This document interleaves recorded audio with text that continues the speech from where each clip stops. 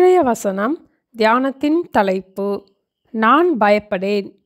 இந்த உலகத்தில் ஒவ்வொரு நாளும் நம் நினைவுகள், நம் சூழ்நிலைகள் நம்மை பயப்பட வைக்கின்றது. ஆனால் நாம் பயப்படாமல் இருக்க என்ன செய்ய வேண்டும் என்று வேதத்திலிருந்து 3 வசனங்களை மட்டும் தியானிப்போம். பின் நம் ஜெப நேரத்திலும் இந்த வசனங்களை வைத்து ஜெபிப்போம்.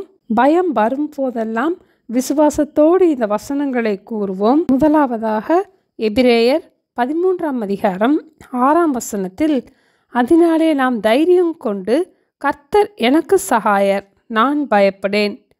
கர்த்தர் எனக்கு சகாயர், நான் பயப்படேன் என்று நாம் விசுவாசத்தோடு கூறுவோம். சகாயர் என்பதற்கு உதவியாளர் என்றும், நம் தேவைக்கான நேரத்தில் உதவிகளை செய்பவர் என்றும் கூறப்பட்டுள்ளது. இதே வசனத்தை ஆம்பிளிஃபைடு பைபிளில் நாம் வாசிக்கும் போது, So we take comfort and are encouraged and confidently say, The Lord is my helper in time of need. I will not be afraid. ஆண்டவர் நமக்கு சகாயம் செய்பவராக நம்மோடு கூட இருக்கிறார். ஆகையால் நாம் விசுவாசத்தோடு கர்த்தர் எனக்கு சகாயர், நான் பயப்படேன் என்று கூறுவோம்.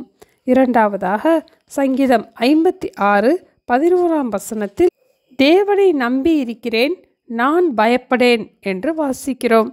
இதே சங்கீதம் 3ஆம் வசனத்தில், நான் பயப்படுகிற நாளில் உம்மை நம்புவேன் என்று தாவீது கூறினார்.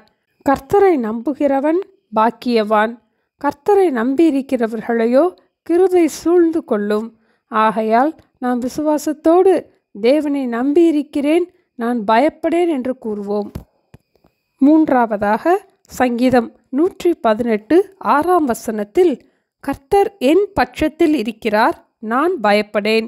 இதே வசனத்தை ஆங்கிலத்தில் நாம் வாசிக்கும் போது, The Lord is on my side, I will not fear என்று வாசிக்கிறோம். கர்த்தர் என் பக்கத்தில் இருக்கிறார். இதை குறித்து பவுல் சொல்லும் போது, தேவன் நம்முடைய பட்சத்தில் இருந்தால் நமக்கு விரோதமாயிருப்பவன் யார் என்று கூறினார். கர்த்தர் என் பட்சத்தில் இருக்கிறார், நான் பயப்படேன் என்று நாம் விசுவாசத்தோடு கூறுவோம். முதலாவதாக கர்த்தர் எனக்கு சகாயர், நான் பயப்படேன். இரண்டாவதாக தேவனை நம்பி இருக்கிறேன், நான் பயப்படேன். மூன்றாவதாக கர்த்தர் என் பட்சத்தில் இருக்கிறார், நான் பயப்படேன் என்று தினமும் ஞாபகப்படுத்திக் கொள்வோம். ஜெபிப்போமா? எங்களை நேசிக்கிற எங்கள் அன்பின் ஆண்டவரே, இந்த உலகத்திலே நாங்கள் பயப்படாதபடிக்கு நாங்கள் ஜீவிப்பதற்கு எங்களுக்கு வேத வசனங்களை தந்திருப்பதற்காக ஸ்தோத்திரம் அப்பா. ஒவ்வொரு நாளும் நாங்கள் இந்த வசனங்களை விசுவாசித்து பயத்திலிருந்து விடுதலையை பெற்றுக்கொள்ள எங்களுக்கு உதவி செய்யுங்கப்பா. கர்த்தர் எனக்கு சகாயர், நான் பயப்படேன். தேவனை நம்பி இருக்கிறேன், நான் பயப்படேன். கர்த்தர் என் பட்சத்தில் இருக்கிறார், நான் பயப்படேன் என்று சொல்லி நாங்கள் ஆண்டவரே விசுவாசத்திலே நிலைத்திருக்க எங்களுக்கு உதவி செய்ய வேண்டுமாய் ஜெபிக்கிறோம் அப்பா. எல்லா பயத்துக்கும் எங்களை நீங்களாக்கி ரட்சிக்க வேண்டுமாய் இயேசுவின் நாமத்தில் ஜெபிக்கிறோம் பிதாவே, ஆமேன். Thank you. Have a blessed day.